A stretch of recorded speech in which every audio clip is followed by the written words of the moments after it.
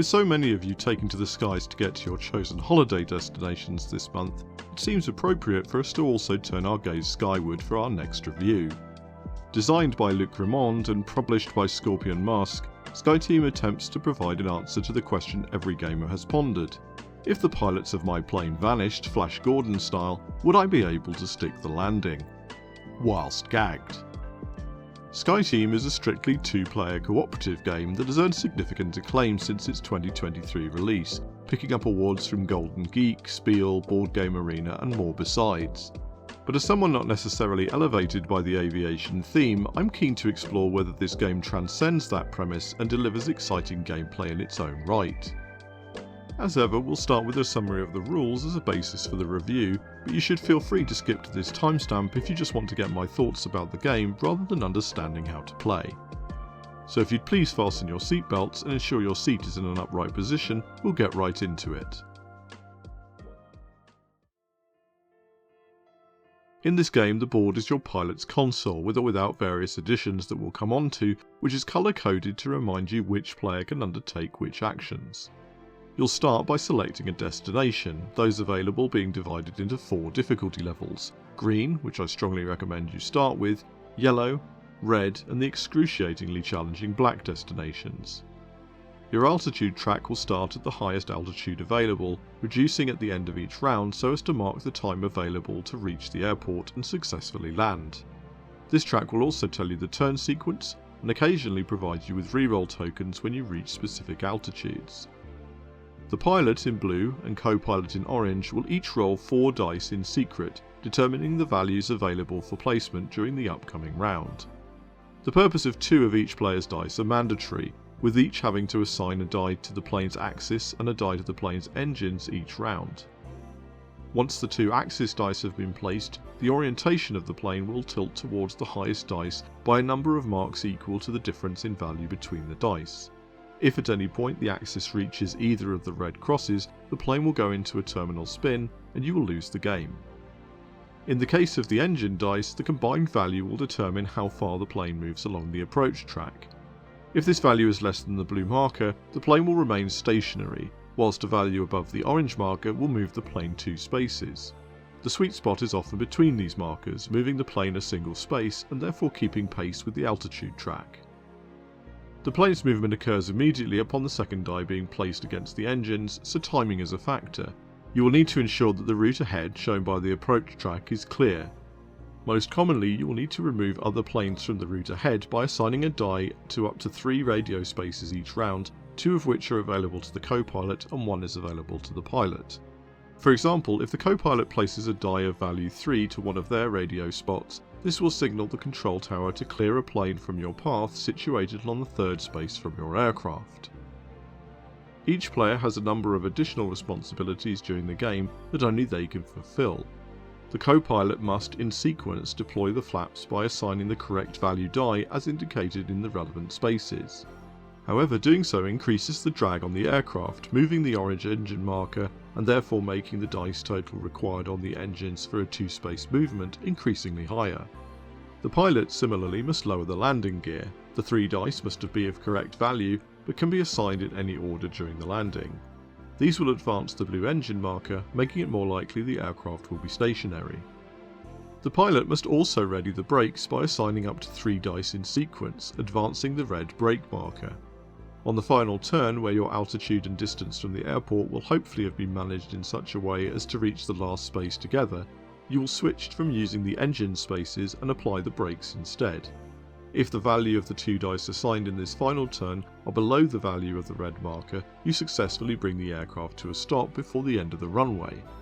Therefore, whilst it is not mandatory to have all brakes readied, doing so greatly increases the odds that you will have the dice you need to stop the plane.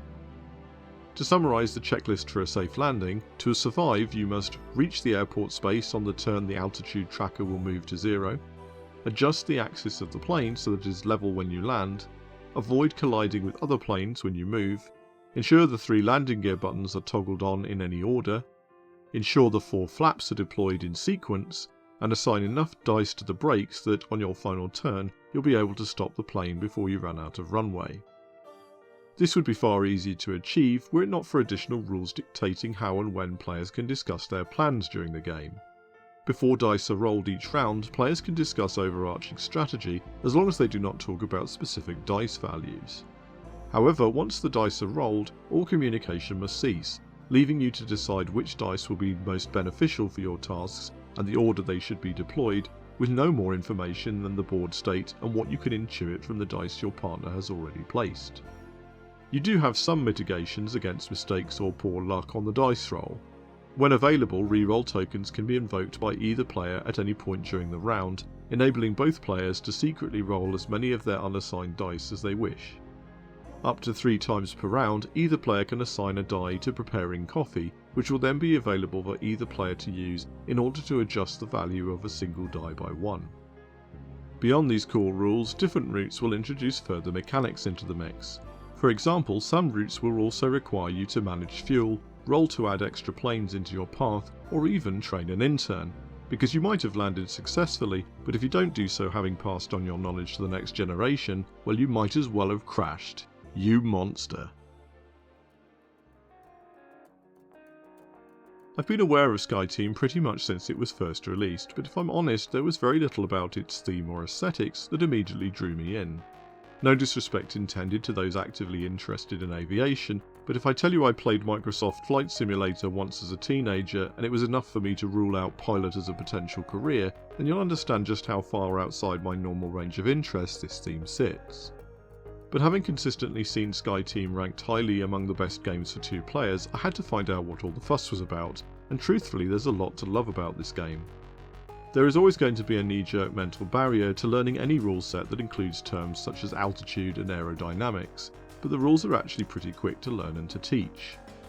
On that subject, I highly recommend watching a playthrough and then playing your first few games on Board Game Arena, as this takes some of the pressure off remembering every mechanic while you are still learning the game and unable to communicate with the other player. Though I should add that the silent cooperation required is somewhat aided by playing with a friend rather than a random player online who may not think as you do, or worse, may take issue with your newbie decision making skills. The core mechanics are solid, while the additional modules add choices and change priorities rather than just reducing the odds of a win. For example, the intern module sees you trading dice to teach your protege as the flight continues, but rather than losing the die you allocate, it is converted into a predetermined intern token that you can assign to another task as normal.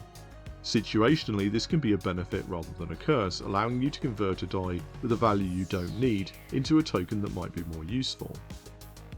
Similarly, the fuel gauge will see you drop the maximum 6 units of kerosene unless you place a die of lower value on the track before the end of the round, with the plane falling out of the sky if the gauge ever reaches the red cross. Ignoring the track is therefore rarely ideal, but you aren't forced to place a die here each turn, and if you have other priorities, better opportunities, or the one die you can spare is of quite a high value anyway, you might decide it's worth taking a hit on fuel and managing it more closely in subsequent rounds. This applies to the majority of actions during the game. It feels reductive to use terms like dice placement or push your luck when talking about SkyTeam, even though both are accurate descriptions. Despite some level of reliance on the luck of the dice, you have a great deal of choice about how you prioritise your tasks, aside from having to allocate to axis and engines every turn. But the time limit ensures the tension is constantly mounting. Sure, coffee might be useful to your co-pilot, but it's also a dice wasted that might otherwise have completed an action.